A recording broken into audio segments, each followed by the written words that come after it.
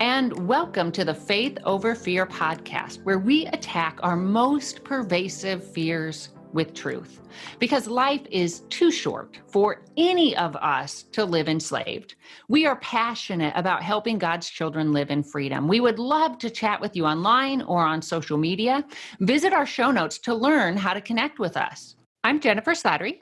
And I'm Jodie Bailey. And you've probably, if you've been listening to this podcast for a while, you've heard me allude to my story about dealing with anxiety and panic attacks and how in high school, right after high school, I struggled to leave my house. And so Jen and I talked, and what I really wanted to do was share more of the story and let you know that if you're going through something like that, who are dealing with anxiety, who are dealing with that crippling fear, you're not alone.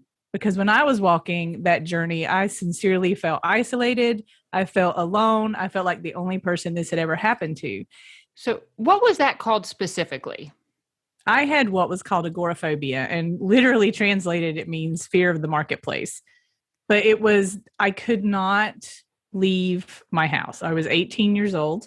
I had just graduated from high school. I had my dream college in my hip pocket with a scholarship. I was going where I wanted to go, doing what I wanted to do, graduated from high school, and the brakes got slammed.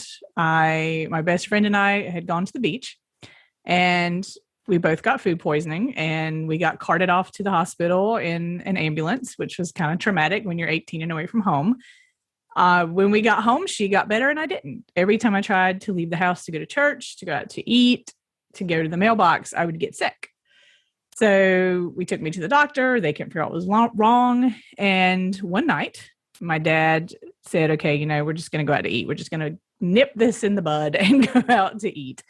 And I got in the car and I lost it. I hyperventilating, the heart racing. I ran back in the house, and we lived in one of those old houses that actually had skeleton keys. And I locked myself in my closet, all over going to eat at a restaurant. And that's when we knew something was really wrong. Wow. So for those who haven't experienced a panic attack, or maybe for those who have experienced a panic attack and didn't know what was going on, how would you describe that? For me, it was this intense need to get out of where I was, get me out of this place, get me somewhere safe. Just this feeling that I was out of control. I was going to be sick. I was going to pass out. I was going to, my heart was going to be out of my chest. I would break into a cold sweat. I would be hot and cold at the same time, if you've ever experienced that. I've heard it likened to having a heart attack. I wouldn't know, but it was just, get me out of here. I don't want to feel this way anymore. Something horrible is going to happen. Now, did you share with anyone what was going on with you during that time? My dad knew. I was raised by my dad. And so he kind of knew. He could see what was going on. I had my Aunt Shirley, his sister. They kind of knew what was going on. But as far as I was ashamed. Let's be real and honest. I was, like I said earlier, I was this kid who had it all together. And I had developed this perfectionism, and this was definitely not perfect. This was, the exact opposite of perfect. I had this control thing. This was the opposite of control. So I had this kind of feeling that something was wrong with me. And because I didn't tell anybody, I did not have the opportunity to hear from other people that they had gone through that too. Like once it finally came out what was really going on, I went to the doctor, and people at church started praying for me, and they started coming to me and saying, I've been there, not to the degree that I was there, but they had walked through panic attacks or anxiety. And because up until that point, I thought it was just me. Like I was convinced I was the only person in the world. Can we talk a little about, you mentioned you were the kid that had it all together. And I think you mentioned perfectionism in there. And I can just imagine, so you're 18, everything's changing. You're about to go to this huge life adjustment where you're pretty much going to stand on your own for the first time ever. Did that perfectionism play a part, do you think, in what you experienced, in kind of your meltdown, I guess? I think in a way that it did, because perfectionism and control, I don't think we realize how much those two things go together. And for me, it was very much about control, and that perfectionism lived in that control. They kind of just played nicely together or not nicely together. But it came from the fact that when I was a kid, when I was 10 years old, my parents split up, and my mom, we didn't see her for, probably a year, sporadically, but like she was supposed to pick us up, she wouldn't show up, that kind of thing. And I did not realize what that did to me. I don't think we realize sometimes, especially when we're young, we kind of keep rolling with the punches and we don't really handle what's happening. And so we figured out later when I was 12, I got to the point where I didn't want to go to school, and I would hide to keep from going to school because I was utterly convinced a tornado was going to hit my school, which kind of sounds like a randomly silly thing to think. But not too many months before my mom left, we actually had the worst tornado outbreak at the time in North Carolina history, not far from where I lived. And so I linked the two of them. But eventually that interestingly enough, kind of faded away on its own. But what I learned, I was fortunate enough to be raised by my dad, and my dad is an incredible man, and he took on the job of raising my brother and me beautifully. I did not lack for support in my life. But one of the things that men do that I learned much, much, much, much later that women don't do is when there's something for them to deal with, they go and they deal with it by themselves, kind of, a lot of times, not all men, but my dad did. And we'll come back when it's all dealt with and they're good.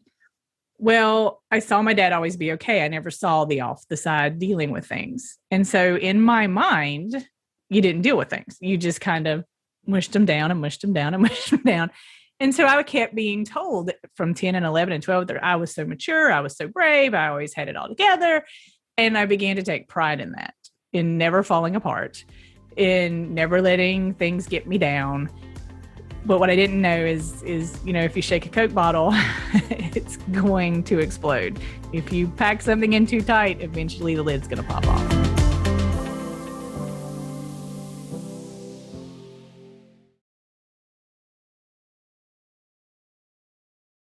You had mentioned before how you had this fear of being a bother. So I would love to hear more about that.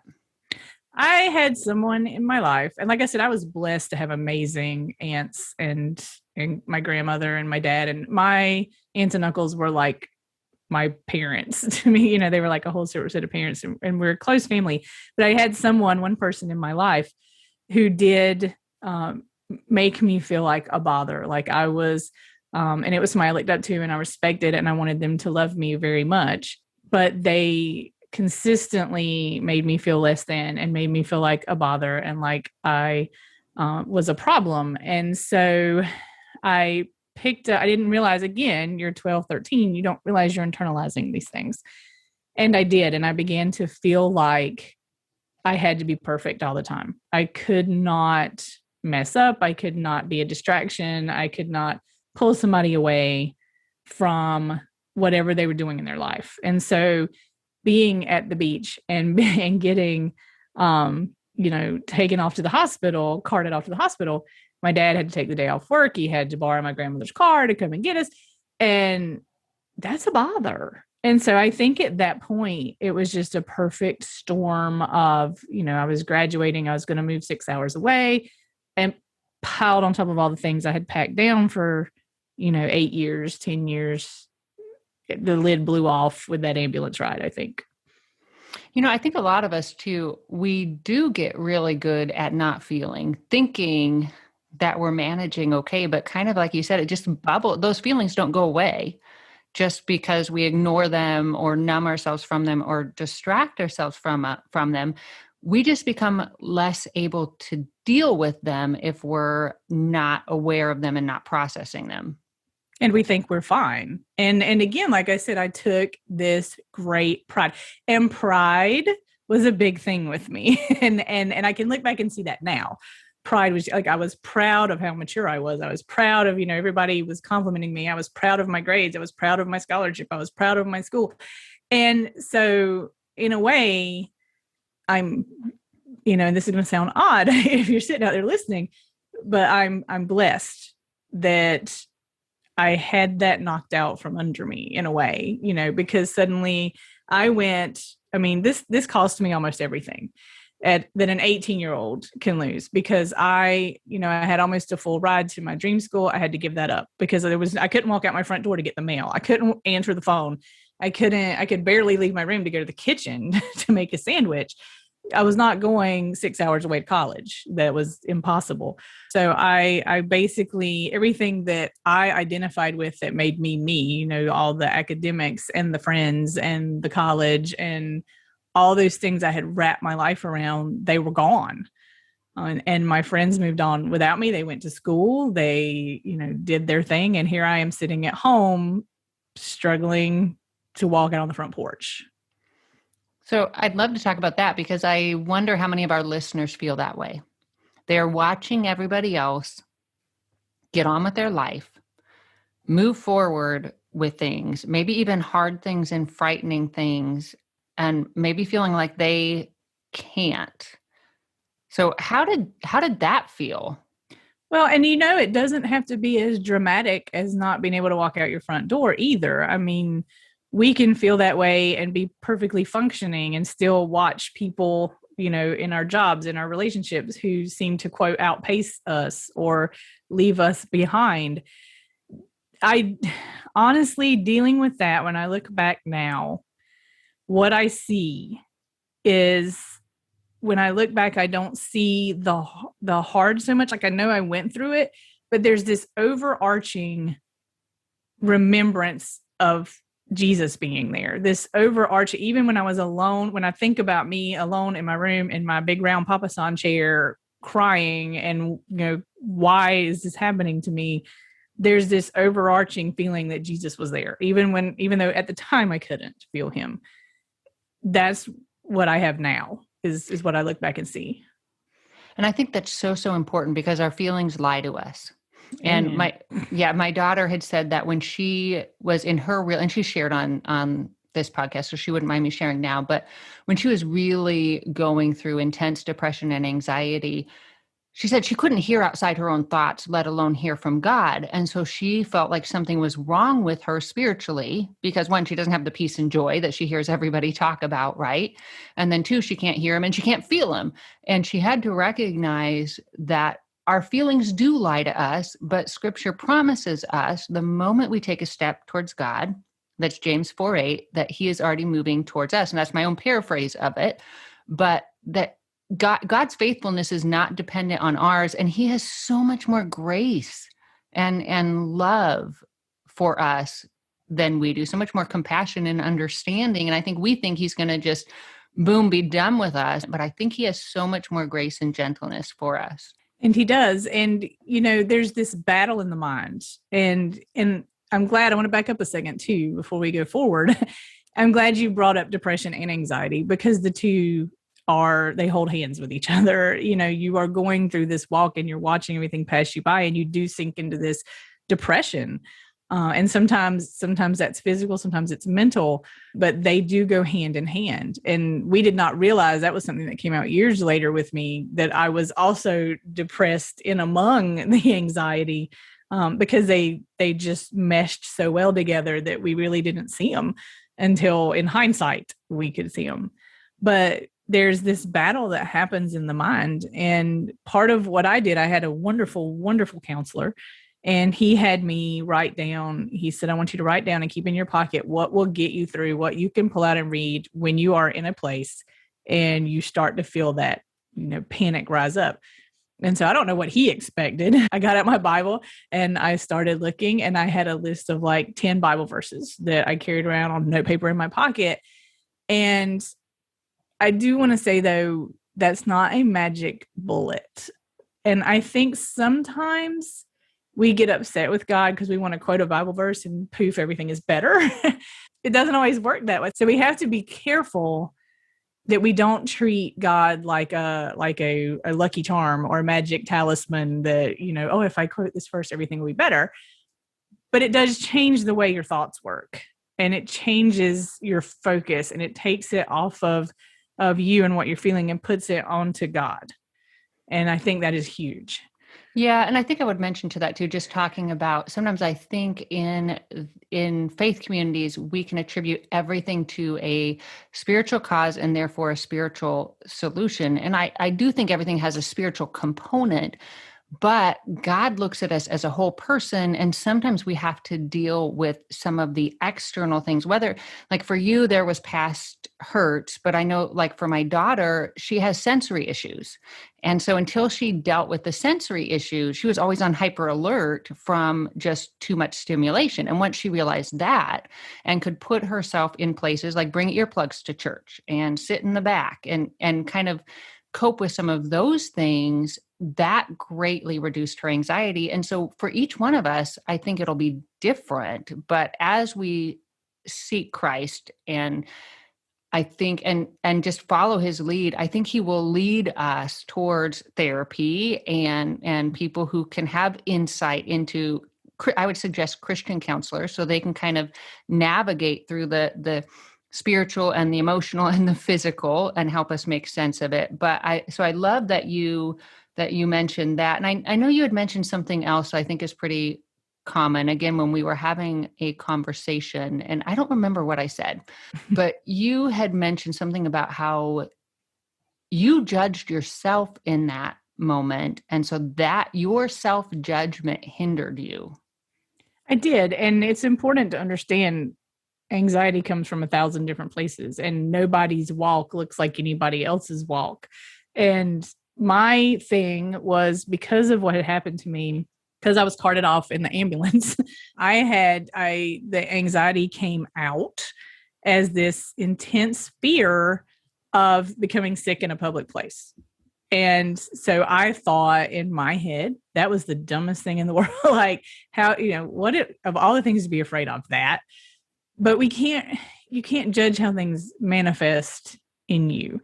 You just have to understand and look, like you were saying, where is it coming from? What is the root? The root for me was not that I was going to get sick. It was that I was going to inconvenience someone else. If I did get sick, I was going to cut their plans short. They were going to have to clean up after me, whatever. But it all rooted back down into that perfectionism and that fear of rejection and that fear of abandonment, that, that if I messed up, I was going to be abandoned and rejected. I said it was so dumb of me to feel like, the thing I was afraid of was getting sick in front of other people. And I felt like that was a dumb thing to be afraid of. And you stopped me and you were like, no, we really shouldn't judge ourselves that way. We really hinder our growth and our freedom when we heap this judgment on ourselves that is uncalled for and unnecessary. And the thing we want to do is look at, where is it coming from? And healing came for me for 10 years. I cried out and I cried out and I cried out to God, like, when are you going to fix this? I know you can fix this. Why won't this get any better? And it didn't. And I did, like you said, I went to counseling. I took medication. There's nothing wrong with that. And don't let anybody tell you that there is. It can be very freeing. It can be the best thing for you potentially.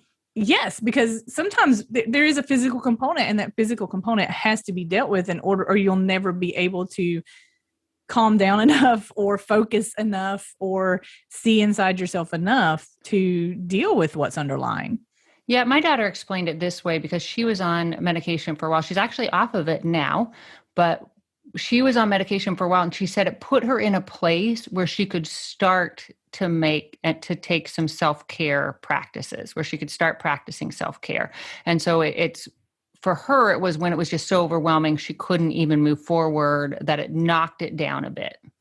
And for me, it put the brakes on, like the physical part of a panic attack. It would slam the brakes on it. And so then I could stop and mentally deal with it. Where freedom came from me, and we've talked about this in one of the other podcasts, was in this Bible study that I went to, where we really just started digging into the roots of what was holding us back, the roots of our pain and the roots of our things. And God was able to come in and walk me through forgiveness and walk me through that healing that allowed me to come off the medication and to deal with these things, both with him and within myself. So does that mean everything's great now? And like, boom, it was all amazing and it went over. Like let's talk about just the ongoing battle. Well, something nobody tells you, and it's been 11 years for me of walking in this new freedom with Christ.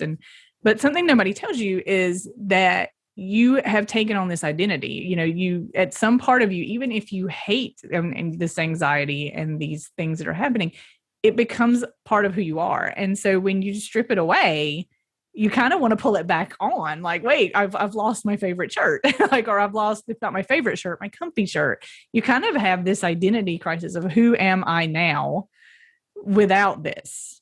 And so it's very important. And I have a student right now who's walking through some anxiety, and she's identifying it. Oh, my anxiety, and I keep telling her, don't make it who you are. You know, you're an artist, you're a friend, you're a daughter. Don't make this who you are. There's this tendency to want to do that because it takes over our lives. So nobody tells you that nobody tells you that it's very hard to take that jacket off. It's a little exposing to do it. But I say God freed me, and he did. And like I said, people walk through different things, but there's still those times when I, like getting on an airplane, when I had to say, okay, you know what? This is over for me. God's taking care of this for me. But there's still that mental component of remembering who I am, whose I am, and the victory that we walk in. We can be freed of something, and we can be delivered of something, and we can be walking in freedom in Christ. But it's like anything else. Satan likes to come in and give us those thoughts. We have those thoughts as human beings. We have those temptations to go back to our old way of thinking. And so it's really important that we recognize those times, and that we see those moments when sometimes when we're tired, when we're emotionally drained, when we've had something remind us of the past, that it can creep up on us. And so it's kind of important not to be hyper vigilant, but to know what your thoughts look like, and to, in those moments, recenter ourselves on Christ and on what he's done and what he's given us, and how he holds us even in the hard times. Yeah. And we've talked about this in previous episodes too. There's actually our brain actually is constantly rewiring itself. So part of what you talked about, Jodie, we're rerouting our thought patterns. And so our thoughts will have a tendency to want to go down that stream that they're accustomed to, but then we have to continually reroute them. And when you're reminding yourself, that's not who I am, or God's already helped me with this, or I'm already past this, you're in essence stopping the stream of that fearful thought, and you're rerouting it to your new thought patterns. And so that's why, one, I think it can feel so difficult. Two, why it can become habitual to kind of think a certain way. And then three, why it is, in part, why it's an ongoing battle. And the point is, don't feel defeated when it's an ongoing battle. That doesn't mean the war has been lost or the battle has been lost. It just means that's the way our brains work. I mean, if we touch a hot stove, we're going to remember how it burned. So those things, they don't necessarily go away, but that doesn't mean Christ isn't real and God's promises aren't real, and that we are not walking in his freedom.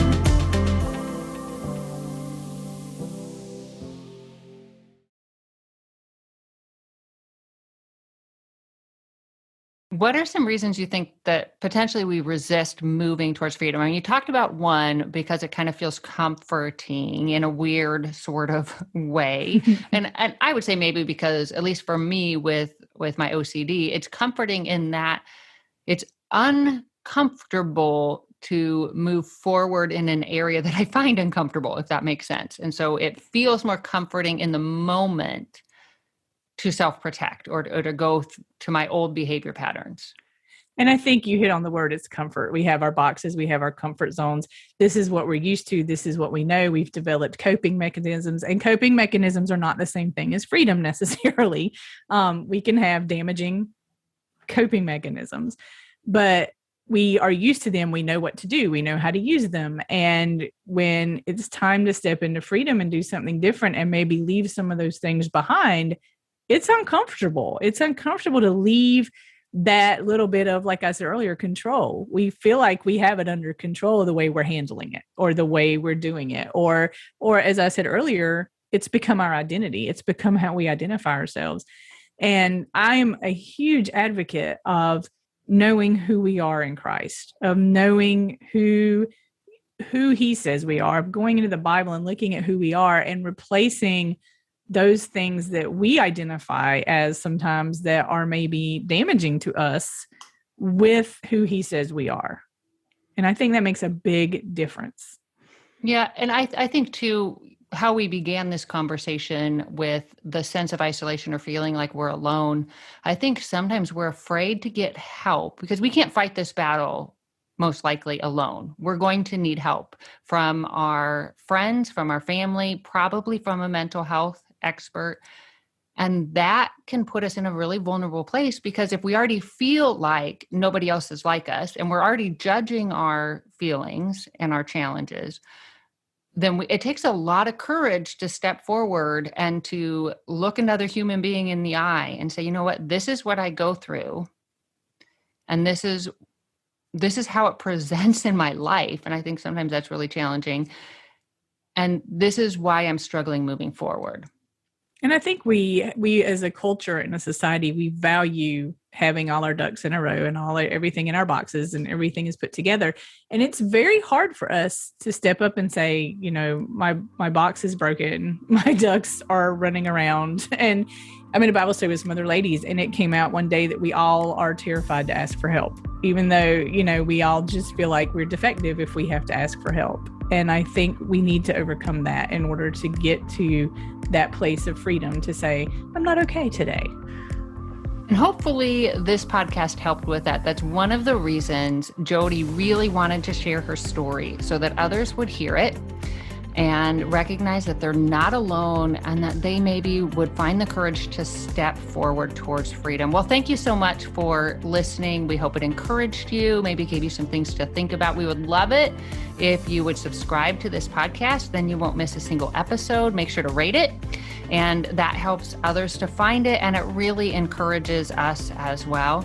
And share it with your friends. Until next time, may you live as someone who truly has been set free. Hey everyone, thanks for listening to Faith Over Fear, a production of Life Audio and the Salem Web Network. If you enjoyed what you heard today, we'd love for you to head over to your favorite podcast app and leave us a review.